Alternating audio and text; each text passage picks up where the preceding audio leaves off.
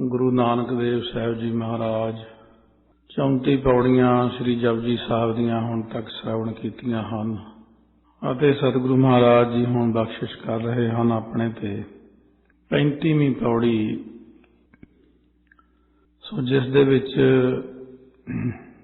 ਪ੍ਰਸ਼ਨ ਆਇਆ ਹੈ ਕਿ ਕਰਮ ਕਾਂਡੀ ਜਿਹੜੇ ਹੁੰਦੇ ਨੇ ਇਹਨਾਂ ਦਾ ਹੋਰ ਵੀ ਕੋਈ ਧਰਮ ਹੈ ਜਾਂ ਧਰਮ ਖੰਡ ਜੋ ਕਥਨ ਕੀਤਾ ਇਸ ਤੋਂ ਅੱਗੇ ਕਿਹੜਾ ਖੰਡ ਹੈ। ਸੋ ਮਹਾਰਾਜ ਕਹਿਣ ਲੱਗੇ ਧਰਮ ਖੰਡ ਕਾ ਇਹੋ ਧਰਮ। ਧਰਮ ਖੰਡ ਤੋਂ ਭਾਵ ਕਰਮ ਕਾਂਡੀਆਂ ਦਾ ਇਹੋ ਧਰਮ ਕਹੀਏ ਕਿ ਜੋ ਇਹੀ ਉਹਨਾਂ ਦਾ ਕਰਮ ਹੈ ਜੋ ਅਸੀਂ ਪਿੱਛੇ ਪੌੜੀ ਵਿੱਚ ਕਹਿ ਆਏ।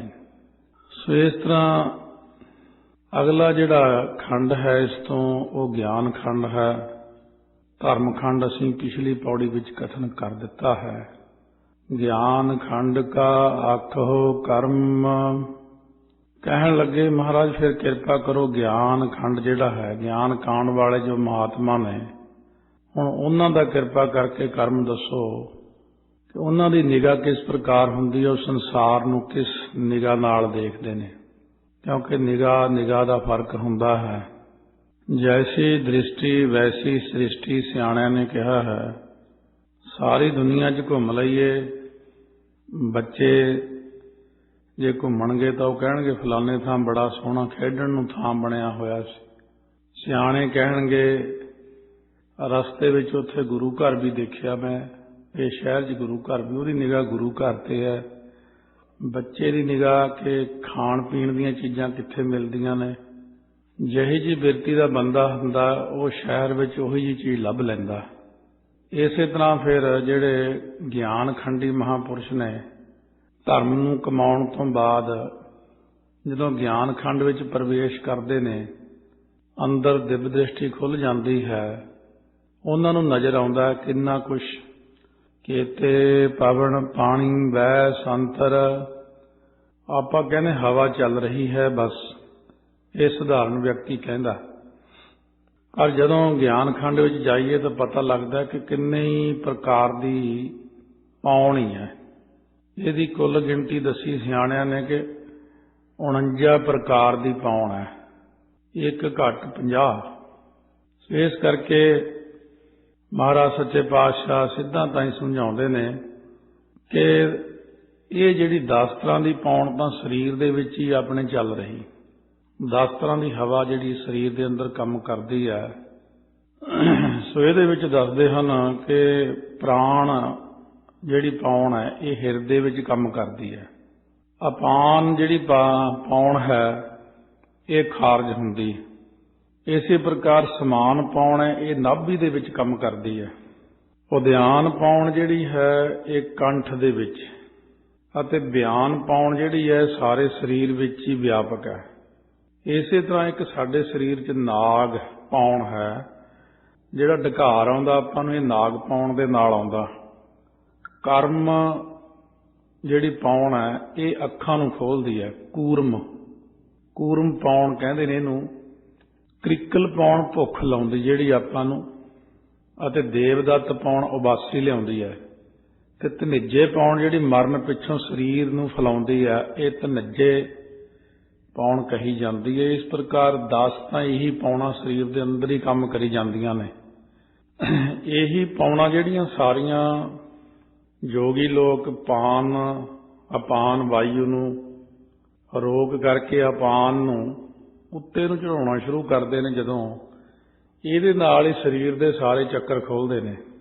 ਇਹਦੇ ਨਾਲ ਨਾਭੀ ਦਾ, ਹਿਰਦੇ ਦਾ, ਕੰਠ ਦਾ, ਤ੍ਰਿਕੁਟੀ ਦਾ, ਆਗਿਆ ਚੱਕਰ ਦਾ ਖੁੱਲ੍ਹਣਾ, ਸਵਾਸਾਂ ਨੂੰ ਹੌਲੀ ਹੌਲੀ ਉਹ 10ਵੇਂ ਦੁਆਰ ਤੱਕ ਲੈ ਕੇ ਜਾਂਦੇ ਨੇ। ਯੋਗੀ ਮਿਹਨਤ ਕਰਦੇ ਨੇ ਪੌਣ ਨੂੰ ਰੋਕ ਕੇ। ਬਾਣੀ ਪੜ੍ਹਨ ਵਾਲਿਆਂ ਦੇ ਇਹ ਸੁਤੇ ਸਿੱਧੀ ਹੋ ਜਾਂਦੀ ਹੈ। ਬਾਣੀ ਪੜ੍ਹੀ ਜਾਓ ਆਪਣੇ ਆਪ ਹੀ ਉਹ ਕਿਰਿਆ ਹੋ ਜਾਂਦੀ। ਜੋ ਯੋਗੀ ਮਿਹਨਤ ਨਾ ਕਰਦੇ ਨੇ, ਜੋ ਯੋਗੀ ਹਠ ਯੋਗ ਨਾਲ ਕਰਦੇ ਨੇ। ਗੁਰਮੁਖਾਂ ਦੇ ਅੰਦਰ ਸਹਿਜ ਯੋਗ ਹੁੰਦਾ। ਸੁਣਿਆ ਜੋਗ ਜੁਗਤ ਤਨ ਭੇਦ। ਸੋ ਇਸ ਤਰੀਕੇ ਨਾਲ ਇਹ ਜਿਹੜੀਆਂ ਪੌਣਾਂ ਦੀ ਗਿਣਤੀ ਹੈ ਇਹ ਬਹੁਤ ਜ਼ਿਆਦਾ। ਕੇਤੇ ਪਵਨ केते पानी, अर्थ करन लई हरेक नाल केते लाउणा।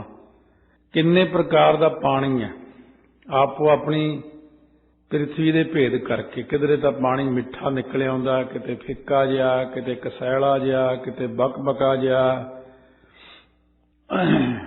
कई थां लूणा जिहा पानी निकलदा, जिवें दिल्ली दा पानी लूणा, माझे दा पानी खारा माझा कहंदे ने। सो इस तरह उत्थे पानी खारा निकलदा। पाणियां दा भी अलग अलग भेद है। पानी कई तरह के, समुंदर दा पानी, ये नदी दा पानी है, ये सरोवर दा पानी है। इसे प्रकार आखां चों पानी निकल आउंदा, शरीर विच भी पानी है। पानी ना होए शरीर नहीं चलदा। डॉक्टर कहंदे पानी मुक गया, जल्दी ग्लूकोज लाओ। सो पानी कई थाई काम करदा। जे पानी हवा च ना होवे तां हवा दे विच खुशकी आ जांदी है। समुंदर दे किनारे बैठे आ, इत्थे सिल्ली पौण चलदी ज़्यादा, ਇਹਦੇ ਵਿੱਚ ਨਮੀ ਬਹੁਤ ਹੀ ਜ਼ਿਆਦਾ ਹੈ। ਰੇਗਿਸਤਾਨ 'ਚ ਚਲੇ ਜਾਈਏ ਤਾਂ ਉੱਥੇ ਖੁਸ਼ਕ ਹਵਾ ਹੁੰਦੀ ਹੈ, ਉੱਥੇ ਉਹਦੇ ਵਿੱਚ ਹੁੰਦਾ ਹੀ ਨਹੀਂ ਕੁਛ, ਨਮੀ ਬਹੁਤ ਘੱਟ, ਤਾਂਹੀਓ ਇੱਕਦਮ ਮੂੰਹ ਸੁੱਕ ਜਾਂਦਾ, ਬੁਰਾ ਹਾਲ ਹੋ ਜਾਂਦਾ ਉੱਥੇ। ਇਸ ਕਰਕੇ ਪਾਣੀ ਸਾਡੀ ਜ਼ੁਬਾਨ ਵਿੱਚ ਵੀ ਆਉਂਦਾ। ਇਹ ਪਾਣੀ ਜਦੋਂ ਤੱਕ ਖਾਣ ਪੀਣ ਦੀਆਂ ਚੀਜ਼ਾਂ ਵੱਲ ਧਿਆਨ ਹੈ, ਮੂੰਹ 'ਚ ਪਾਣੀ ਆ ਜਾਂਦਾ। ਇਹਨੂੰ ਕਹਿੰਦੇ ਵੇਖੈ ਬਨ ਫੀਕਾ, ਤਿਆਗ ਰੀ ਸਖੀਏ। ਜਦੋਂ ਆਪਾਂ ਬਾਣੀ ਸੁਣਦੇ ਹਾਂ ਕੰਨਾਂ ਨਾਲ, ਵਾਹਿਗੁਰੂ ਮੰਤਰ ਕੰਨਾਂ ਨਾਲ ਸੁਣਦੇ ਹਾਂ, ਮੂਲ ਮੰਤਰ ਸੁਣਦੇ ਹਾਂ, ਅਭਿਆਸ ਕਰਦੇ ਹਾਂ, ਖਾਣ ਪੀਣ ਦੀਆਂ ਚੀਜ਼ਾਂ 'ਚੋਂ ਧਿਆਨ ਹਟ ਕੇ ਜਦੋਂ ਬਾਣੀ ਵੱਲ ਧਿਆਨ ਗਿਆ, ਇਹ ਜਿਹੜਾ ਜ਼ੁਬਾਨ ਦੇ ਵਿੱਚ ਪਾਣੀ ਆਉਂਦਾ ਚੀਜ਼ਾਂ ਨੂੰ ਦੇਖ ਕੇ, ਇਹੀ ਪਾਣੀ ਰਸ ਬਣ ਜਾਂਦਾ ਨਾਮ ਦਾ। ਇਹਦੇ ਵਿੱਚ ਹੀ ਰਸ ਆਉਣ ਲੱਗ ਜਾਂਦਾ। ਥੱਲਿਓਂ ਹਿਰਦੇ ਕੁੰਡ ਵਿੱਚੋਂ ਅੰਮ੍ਰਿਤ ਆਪਣੇ ਆਪ ਨੂੰ ਉੱਪਰ ਉੱਠ ਆਉਂਦਾ। ਗੱਲ ਹੈ ਨਿਗਾਹ ਦੀ, ਨਿਗਾਹ ਨਾਲ ਜੋ ਦੇਖਦੇ ਆ ਉਹੀ ਜਿਹੀ ਚੀਜ਼ ਬਣ ਜਾਂਦੀ ਹੈ। ਸੋ ਇਸ ਕਰਕੇ ਸਤਿਗੁਰੂ ਮਹਾਰਾਜ ਕਹਿੰਦੇ ਨੇ ਪਾਣੀ ਦੀ ਤਾਂ ਕੋਈ ਗਿਣਤੀ ਨਹੀਂ ਹੈ। ਰੀੜ੍ਹ ਦੀ ਹੱਡੀ 'ਚ ਇੱਕ ਪਾਣੀ ਹੈ, ਜੇ ਇੱਕ ਬੂੰਦ ਵੀ ਘਟ ਜੇ ਰੀੜ੍ਹ ਦੀ ਹੱਡੀ ਖਰਾਬ ਹੋ ਜਾਂਦੀ, ਉਹ ਘਟਣਾ ਹੀ ਨਹੀਂ ਚਾਹੀਦਾ। ਇੱਕ ਪਾਣੀ ਅੱਖਾਂ 'ਚੋਂ ਜਾਂ ਰੋ ਰੋ ਕੇ ਘਟ ਜਾਂਦਾ ਤਾਂ ਗਰਦਨ 'ਚ ਹੀ ਦਰਦ ਰਹਿੰਦਾ ਹਮੇਸ਼ਾ, ਕਿਉਂਕਿ ਉਹ ਪਿੱਛੋਂ ਮਡੂਲੇ 'ਚ ਪਾਣੀ ਘਟ ਜਾਂਦਾ ਇੱਧਰੋਂ।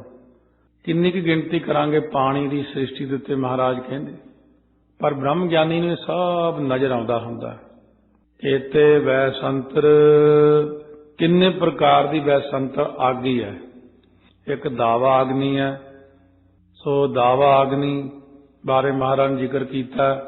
ਦਾਵਾ ਅਗਨੀ ਬਹੁਤ ਤ੍ਰਿਣ ਜਾਲੇ, ਕੋਈ ਹਰਿਆ ਬੂਟ ਰਹੇ ਹੋਰੀ ਚੁੱਲ੍ਹੇ 'ਚ ਬਲ ਜਾਂਦੀ ਹੈ। ਇਸੇ ਪ੍ਰਕਾਰ ਜੋ ਜਠਰ ਅਗਨੀ ਪੇਟ ਦੇ ਵਿੱਚ ਰੋਟੀ ਨੂੰ ਹਜ਼ਮ ਕਰਦੀ ਹੈ। ਬੜਵਾ ਨਲ ਅਗਨੀ ਸਮੁੰਦਰ 'ਚ ਪਾਣੀ ਨੂੰ ਸੁਕਾਉਂਦੀ ਹੈ। ਪਰ ਦਾਵਾ ਅਗਨੀ ਮੁੱਖ ਰੂਪ 'ਚ ਜੰਗਲ 'ਚ ਲੱਗਦੀ ਹੈ, ਜੋ ਜੰਗਲ ਨੂੰ ਸਾੜ ਕੇ ਸੁਆਹ ਕਰ ਦਿੰਦੀ ਹੈ। ਇਹ ਕਈ ਪ੍ਰਕਾਰ ਦੀਆਂ ਤਾਂ ਅੱਗਾਂ ਹੀ ਹਨ। ਕਈ ਕੋਟ ਪਵਨ ਪਾਣੀ ਬੈਸੰਤਰ ਸ੍ਰੀ ਸੁਖਮਨੀ ਸਾਹਿਬ 'ਚ ਸਤਿਗੁਰਾਂ ਨੇ ਬਖਸ਼ਿਸ਼ ਕੀਤੀ ਹੈ। ਇਹ ਬਹੁਤ ਸਾਰੀਆਂ ਅੱਗਾਂ ਜਿਹੜੀਆਂ, ਇੱਕ ਦਰਖਤਾਂ ਦੇ ਵਿੱਚ ਕਾਸਟ ਅਗਨੀ ਹੁੰਦੀ ਹੈ। ਦਰਖਤਾਂ ਦੇ ਅੰਦਰ ਜਿਹੜੀ ਅਗਨੀ ਹੁੰਦੀ ਹੈ ਲੱਕੜ ਦੇ ਵਿੱਚ ਛੁਪੀ ਹੋਈ, ਉਹ ਵੀ ਅਗਨੀ ਹੈ। ਇੱਕ ਜਵਾਲਾਮੁਖੀ ਫਟਦੇ, ਉਹ ਵੀ ਅਗਨੀ ਹੈ। ਧਰਤੀ ਦੇ ਥੱਲੇ ਜਿੱਥੇ ਆਪਾਂ ਬੈਠੇ ਕਿੰਨੀ ਠੰਡੀ ਹੈ, ਧਰਤੀ ਦੇ ਥੱਲੇ 60-70 ਮੀਲ ਥੱਲੇ ਨੂੰ ਜਾ ਕੇ ਨਿਰੀ ਅੱਗ ਹੀ ਅੱਗ ਬਲਦੀ ਜਿੱਥੇ। ਸੋ ਇਸ ਕਰਕੇ ਇਹ ਵੈਸੰਤਰ ਬੈਠਿਆਂ ਨੂੰ ਹੀ ਨਜ਼ਰ ਆ ਜਾਂਦੀ ਸਾਰੀ। ਜਿਵੇਂ ਹੁਣ ਇਸ ਤੋਂ ਜੇ ਉੱਪਰ ਨੂੰ ਚੱਲੀਏ, ਅਸਮਾਨ ਵਿੱਚ ਵੀ ਅੱਗ ਬਲਦੀ ਹੈ ਇੱਕ ਜਗ੍ਹਾ ਤੇ, ਉਹ ਨਹੀਂ ਨਜ਼ਰ ਆਉਂਦੀ ਕਿਸੇ ਨੂੰ। ਜਦੋਂ ਦ੍ਰਿਸ਼ਟੀ ਖੁੱਲ੍ਹਦੀ ਬ੍ਰਹਮ ਗਿਆਨ ਵਿੱਚ, ਜਦੋਂ ਰਾਮ ਰਾਏ ਨੂੰ ਨਰੰਗਾ ਕਹਿਣ ਲੱਗਿਆ ਕਿ ਮੈਨੂੰ ਤਾਂ ਇਸੇ ਵਕਤ ਸਵਰਗਾਂ ਦੇ ਫਲ ਚਾਹੀਦੇ ਨੇ, ਰਾਮ ਰਾਏ ਜੀ ਨੇ ਉੱਥੇ ਹੀ ਪ੍ਰਗਟ ਕਰ ਦਿੱਤੇ। ਕਹਿੰਦਾ ਮੈਨੂੰ ਤਾਂ ਬਾਗ ਦਿਖਾਓ। ਉੱਥੇ ਅਸਮਾਨ 'ਚ ਨਿਗਾਹ ਮਰਵਾਤੀ, ਕਹਿੰਦੇ ਉਹ ਦੇਖ ਬਾਗ, ਜਿਹੜੇ ਬੂਟੇ ਸੀ ਉਹਨਾਂ ਦੇ ਥੱਲੇ ਅੱਗ ਬਲਦੀ ਹੈ, ਪਰ ਬੂਟੇ ਹਰੇ ਹੈ। ਇਹ ਵੀ ਕੁਦਰਤ ਹੈ ਅਕਾਲ ਪੁਰਖ ਦੀ। ਇਸ ਕਰਕੇ ਵੈਸੰਤਰ ਕਿੰਨੀਆਂ ਹੀ ਤਾਂ ਅੱਗਾਂ ਹਨ।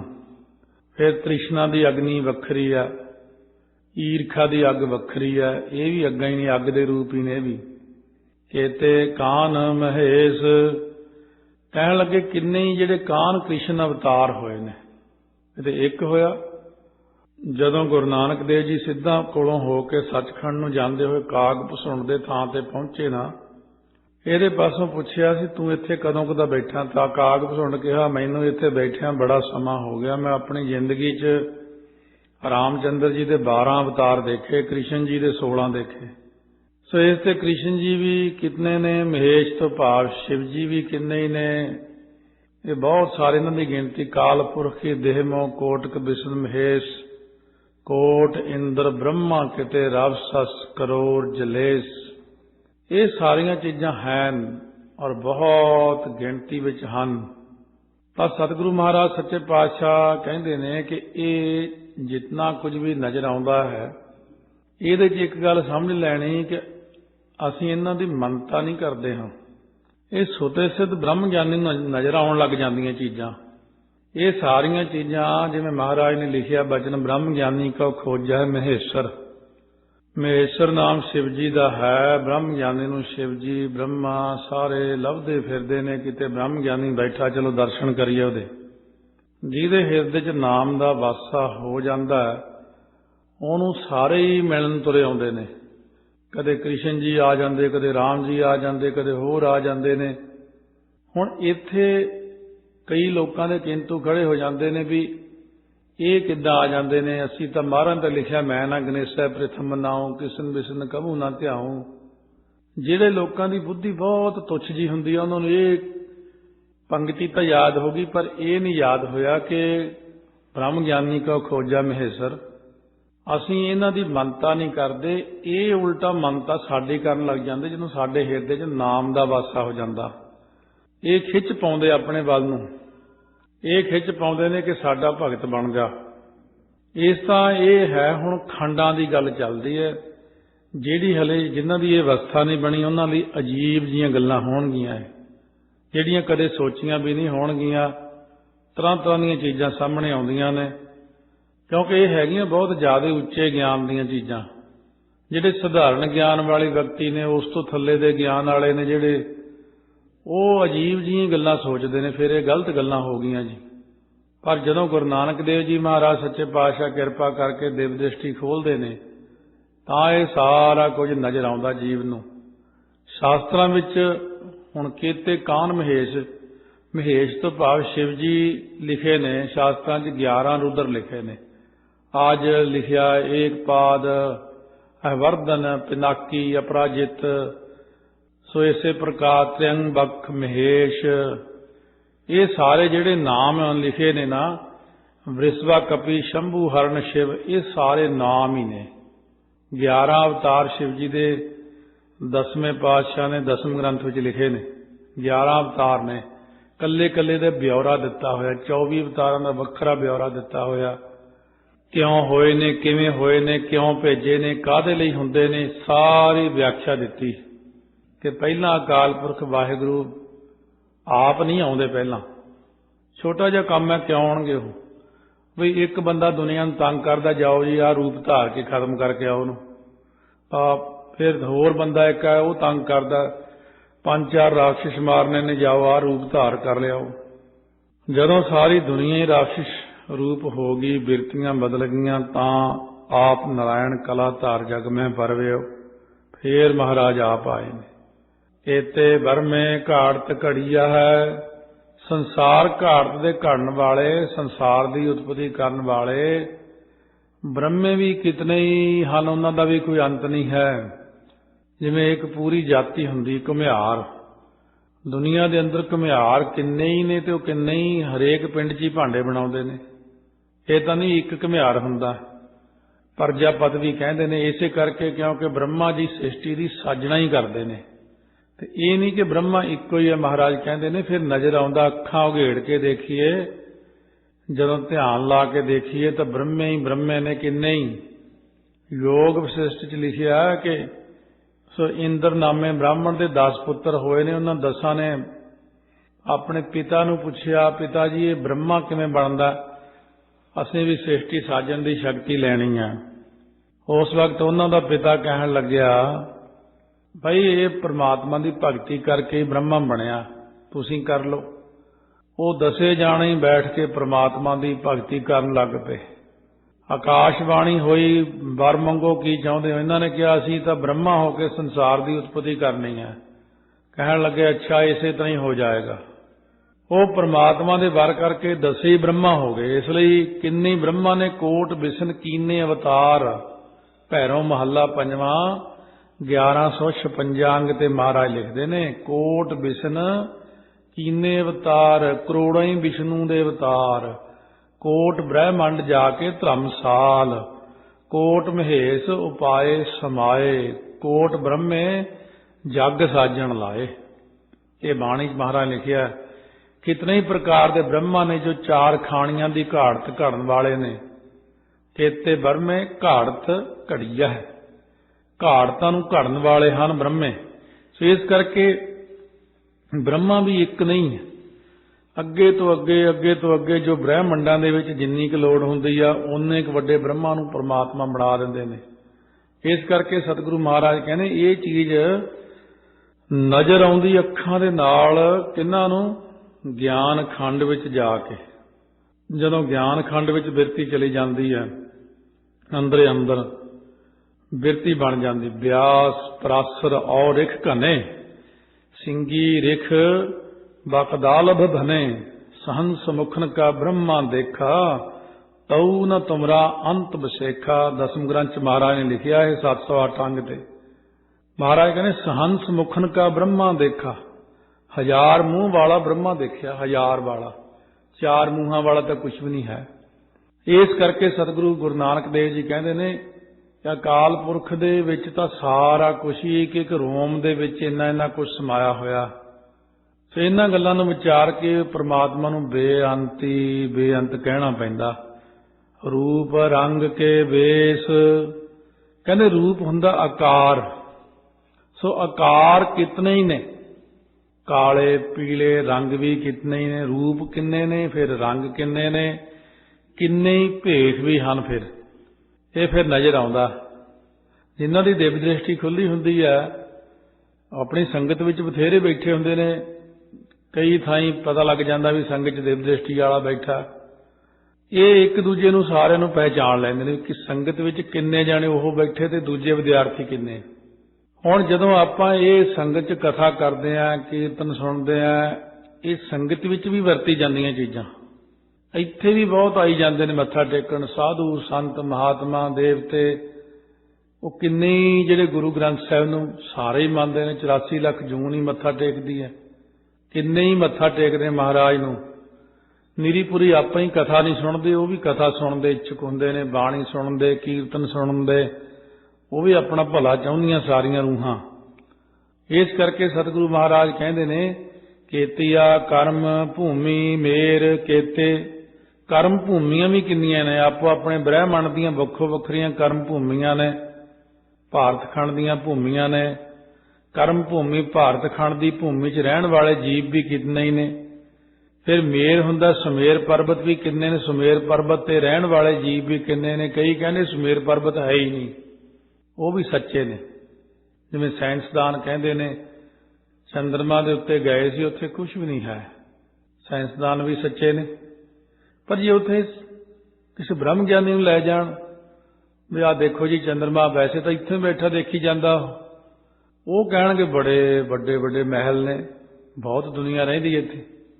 ਇਸੇ ਤਰ੍ਹਾਂ ਹੀ ਸੁਮੇਰ ਪਰਬਤ ਜਿਹੜਾ ਉਹ ਦਿਵ ਦ੍ਰਿਸ਼ਟੀ ਖੁੱਲਣ ਤੋਂ ਬਾਅਦ ਹੀ ਅਸਲ ਵਿੱਚ ਦਿਖਦਾ। ਜਦ ਤੱਕ ਉਹ ਦ੍ਰਿਸ਼ਟੀ ਨਹੀਂ ਖੁੱਲਦੀ ਸੁਮੇਰ ਪਰਬਤ ਦਿਖਦਾ ਨਹੀਂ। ਤੇ ਉਹ ਵੀ ਸੱਚੇ ਨੇ, ਕਿਉਂਕਿ ਇੱਥੋਂ ਉਹਨਾਂ ਦਾ ਇਹ ਵੀ ਪਤਾ ਲੱਗ ਗਿਆ ਵੀ ਇਹਨੂੰ ਹਲੇ ਦੀਂਦਾ ਨਹੀਂ ਕੁਛ, ਇਹ ਸੱਚ ਹੀ ਬੋਲਦਾ ਵਿਚਾਰਾ। ਆ ਜਿਹੜੇ ਕਹਿ ਦਿੰਦੇ ਆ ਨਾ ਅੱਜ ਦੇ ਯੁੱਗ 'ਚ ਬਹੁਤੇ ਪ੍ਰਚਾਰਕ, ਰੀਠਾ ਮਿੱਠਾ ਨਹੀਂ ਕੀਤਾ, ਮੱਕਾ ਘੁਮਾਇਆ ਨਹੀਂ, ਫਲਾਨਾ ਨਹੀਂ ਕੀਤਾ, ਇਹ ਸੱਚੇ ਨੇ। ਇਹ ਬਿਲਕੁਲ ਇਹਨਾਂ ਦੀ ਜਿਹੜੀ ਸੀ ਨਾ ਅੰਦਰਲੀ ਅਵਸਥਾ ਸਾਡੇ ਸਾਹਮਣੇ ਨਿਖਰ ਕੇ ਆ ਗਈ ਵੀ ਇਹਨਾਂ ਦੇ ਅੰਦਰ ਕੋਈ ਅਵਸਥਾ ਹੀ ਹੈ ਨਹੀਂ ਵਿਚਾਰਿਆਂ 'ਚ। ਇਹ ਦੇਖ ਹੀ ਨਹੀਂ ਸਕੇ ਕਿ ਵਾਕਈ ਰੀਠਾ ਮਿੱਠਾ ਕੀਤਾ, ਮੱਕਾ ਘੁਮਾਇਆ। ਇਹ ਤਾਂ ਕੁਝ ਵੀ ਨਹੀਂ ਹੈ। ਗੁਰੂ ਨਾਨਕ ਦੇਵ ਜੀ ਮਹਾਰਾਜ ਤੇ ਪਾਤਸ਼ਾਹ ਤਾਂ ਪੂਰੀ ਮਸੀਤ ਉਡਾ ਕੇ ਸਾਰੇ ਸ਼ਹਿਰ ਦੇ ਦੁਆਲੇ ਘੁਮਾਤੀ ਸੀ। ਦਿਖਾਉਣਾ ਪੈਂਦਾ, ਜਦ ਮੂਹਰੇ ਕੋਈ ਇਹੋ ਜਿਹਾ ਆ ਜੇ ਨਾ ਫਿਰ ਦਿਖਾਉਣਾ ਪੈਂਦਾ। ਜਦ ਧਰਤੀ ਏਡੀ ਵੱਡੀ ਘੁੰਮੀ ਜਾ ਰਹੀ ਤੇ ਇੱਕ ਚੀਜ਼ ਉਹਨਾਂ ਨੂੰ ਘੁਮਾਉਣੀ ਕੀ ਔਖੀ, ਸਾਰਾ ਬ੍ਰਹਿਮੰਡ ਹੀ ਘੁੰਮੀ ਜਾ ਰਿਹਾ। ਤੇ ਲੋਕ ਕਹਿੰਦੇ ਲਓ ਜੀ ਇਹ ਗੱਲ ਕਿਵੇਂ ਹੋ ਸਕਦੀ ਹੈ। ਮਹਾਰਾਜ ਸੱਚੇ ਪਾਤਸ਼ਾਹ ਕਹਿੰਦੇ ਨੇ ਇਹ ਸਾਰਾ ਕੁਝ ਹੀ ਹੁੰਦਾ, ਇਹ ਹੁਣ ਅਵਸਥਾ ਦੇ ਰਾਹੀਂ ਹੁੰਦਾ। ਜਿਵੇਂ ਕੋਈ ਬੰਦਾ ਬਹੁਤ ਤਕੜੀ ਦੂਰਬੀਨ ਲੈ ਕੇ ਬੈਠਾ ਹੋਵੇ, ਦੂਰੋਂ ਦੇਖ ਕੇ ਕੋਈ ਬੜੀ ਦੁਨੀਆ ਫਿਰਦੀ ਆ, ਦੂਜਾ ਕੋਈ ਕਮਲਾ ਹੋ ਗਿਆ, ਮੈਨੂੰ ਤਾਂ ਕਿਤੇ ਦੀਦੀ ਨਹੀਂ ਖੱਬਾ ਸੱਜਾ ਨਿਗਾਹ ਮਾਰ ਕੇ, ਮੈਨੂੰ ਤਾਂ ਕਿਤੇ ਦੁਨੀਆ ਦੀਦੀ ਨਹੀਂ। ਕਹਿੰਦੇ ਬੱਲੇ ਬੱਲੇ ਕਿੰਨੇ ਰੰਗਾਂ ਦੇ ਕੱਪੜੇ ਪਾਏ ਲੋਕਾਂ ਨੇ, ਕਿੰਨੀਆਂ ਕਾਰਾਂ ਖੜੀਆਂ ਨੇ, ਕਿੰਨਾ। ਉਹ ਕਹਿੰਦਾ ਵੀ ਇਹਦੇ ਦਿਮਾਗ 'ਚ ਨੁਕਸ ਪੈ ਗਿਆ, ਇਹ ਤਾਂ ਉਹੀ ਰੌਲਾ ਪਾਈ ਜਾਂਦਾ। ਉਹ ਕਹਿੰਦਾ ਤੈਨੂੰ ਕਿੱਥੋਂ ਦਿਖਦਾ, ਮੈਨੂੰ ਤਾਂ ਕੋਈ ਦਿਖਦਾ ਨਹੀਂ। ਇਹ ਕਹਿੰਦਾ ਦੂਰਬੀਨ ਨਾਲ ਦੇਖ, ਜਾਂ ਦੂਰਬੀਨ ਨਾਲ ਦੇਖਿਆ, ਹਾਂ ਬਈ ਹੁਣ ਮੈਨੂੰ ਵੀ ਦਿਖਿਆ ਆ। ਇਸੇ ਤਰ੍ਹਾਂ ਹੀ ਜਦ ਤੱਕ ਦਿਵ ਦ੍ਰਿਸ਼ਟੀ ਨਹੀਂ ਖੁੱਲ੍ਹਦੀ ਉਦੋਂ ਤੱਕ ਸਾਰੀਆਂ ਚੀਜ਼ਾਂ ਜਿੰਨੀਆਂ ਵੀ ਸਾਰੀਆਂ ਐਵੇਂ ਲੱਗਦੀਆਂ ਨੇ। ਤਾਈਓ ਤੋਂ ਸਾਰੀਆਂ ਚੀਜ਼ਾਂ ਨੂੰ ਗਲਤ ਹੀ ਸਿੱਧ ਕਰੀ ਜਾਂਦੇ ਨੇ। ਤਾਈਓ ਤਾਂ ਕਹੀ ਜਾਂਦੇ ਨੇ ਬਾਬਾ ਦੀਪ ਸਿੰਘ ਦਾ ਸਿਰ ਨਹੀਂ ਲੱਥਾ ਜੀ, ਉਹ ਤਾਂ ਐਵੇਂ ਹੱਥ ਰੱਖਿਆ ਸੀ। ਉਹ ਸੱਚੇ ਆ, ਉਹਨਾਂ ਦਾ ਪਰਦਾ ਉਗੜਿਆ ਆਇਆ ਕਿ ਉਹਨਾਂ ਦੀ ਅਵਸਥਾ ਹੀ ਨਹੀਂ ਬਣੀ ਕੋਈ। ਜਿਨ੍ਹਾਂ ਦੀ ਅਵਸਥਾ ਬਣੀ ਹੁੰਦੀ ਆ ਉਹਨਾਂ ਨੂੰ ਸਾਰਾ ਕੁਝ ਹੀ ਦਿਖਦਾ ਹੁੰਦਾ। ਇਸ ਕਰਕੇ ਤੁਸੀਂ ਆਪਣੀ ਜਗ੍ਹਾ ਭਾਈ ਸੱਚੇ ਹੋ ਤੇ ਰੱਬ ਦੇ ਪਿਆਰੇ ਆਪਣੀ ਜਗ੍ਹਾ ਸੱਚੇ ਨੇ। ਜਿਵੇਂ ਪੰਡਤ ਨਿਤਾਨੰਦ ਨੇ ਕਿਹਾ ਸੀ, ਛੇਵੇਂ ਪਾਤਸ਼ਾਹ ਤੁਹਾਡੇ ਸਿੱਖ ਬਹੁਤ ਗਪੌੜੀ ਹੈ, ਝੂਠ ਬੋਲਦੇ ਆ। ਮਹਾਰਾਜ ਹੱਸ ਕੇ ਕਹਿੰਦੇ ਕੀ ਹੋ ਗਿਆ ਪੰਡਤ ਜੀ, ਕੀ ਗੱਲ ਹੋ ਗਈ, ਬੜੇ ਖਫਾ ਹੋਏ ਫਿਰਦੇ ਹੋ। ਕਹਿੰਦੇ ਮਹਾਰਾਜ ਨਾਲੇ ਦੇਖੋ ਤੁਹਾਡੇ ਕੋਲ ਇੰਨਾ ਸਤਨਾਮ ਵਾਹਿਗੁਰੂ ਕਰਦੇ ਆ, ਕਥਾ ਕੀਰਤਨ ਸੁਣਦੇ ਆ, ਲੰਗਰ 'ਚ ਪ੍ਰਸ਼ਾਦਾ ਛਕਦਾ ਸੀ ਮੈਂ, ਉੱਥੇ 4 ਸਿੱਖ ਭਾਂਡੇ ਮਾਂਜਦੇ ਆਪਸ 'ਚ ਗੱਲਾਂ ਕਰਦੇ। ਇੱਕ ਕਹਿੰਦਾ 4 ਘੰਟੇ ਸੱਚਖੰਡ ਜਾ ਕੇ ਮੁੜਿਆ ਉਹਨਾਂ, ਦੂਜਾ ਕਹਿੰਦਾ 2 ਘੰਟੇ ਜੀ, ਇੱਕ ਕਹਿੰਦਾ 1 ਘੰਟੇ 'ਚ, ਇੱਕ ਕਹਿੰਦਾ ਅਸੀਂ ਅੱਖਾਂ ਬੰਦ ਕਰਦਾ ਸੱਚਖੰਡ ਹੁੰਨਾ, ਖੋਲਦਾ ਇੱਥੇ ਹੁੰਨਾ। ਕਹਿੰਦਾ ਮਹਾਰਾਜ ਇਦੂ ਉੱਤੇ ਝੂਠ ਕੀ ਹੋਊਗਾ, ਕਲਯੁਗ ਹੀ ਆ ਗਿਆ। ਸਤਿਗੁਰੂ ਹੱਸ ਕੇ ਕਹਿਣ ਲੱਗੇ ਨਹੀਂ, ਇਹ ਅਵਸਥਾ ਬਣ ਜਾਂਦੀ, ਅੰਦਰੋਂ ਸਾਰਾ ਕੁਝ ਹੋ ਜਾਂਦਾ।